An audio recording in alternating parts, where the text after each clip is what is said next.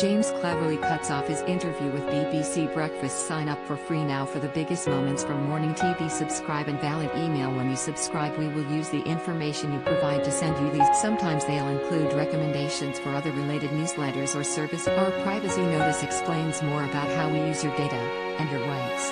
You can unsubscribe at any BBC Breakfast. Welcomed Foreign Office Minister James Cleverly NP onto the show to talk about the government's plans for pledging vaccination surplus to poorer countries. Host John Key also pushed Cleverly for answers on the end of lockdown. Cleverly insisted it would be wrong to speculate about the ending of lockdown before he brought the interview to an abrupt end. Key went to ask, just one last thing, just before we lose you.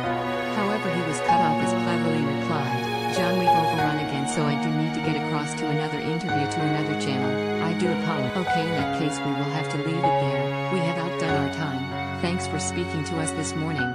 James Cleverly, thanks for your time this morning on BBC Breakfast. Returning to the studio, Monchetti remarked, 7:45 is the time, lots of really good results. Kay interrupted, 7:45, that must have been his cutoff time. Well, the way it works, in case you didn't know, they go to lots of different broadcasters, the BBC and outside the BBC of course. Monchetti, we get our allocation and he's now got a producer from another channel going. Kay continued, and if we overrun then they overrun and it causes chaos. And we don't want to do that, Monchetti confirmed before turning to Mike Bushell for the latest sport. During the interview, Cleverly outlined the plan for surplus vaccinations, telling Kay, we have already taken very significant steps in terms of international vaccinations. We hosted the Vaccine Summit last year where $8.8 billion was committed by the international community for vaccinations for people in the poorest countries in the world. We are already a very active player in the international vaccine programs. But those countries don't want summits, do they? Kate, they want vaccines.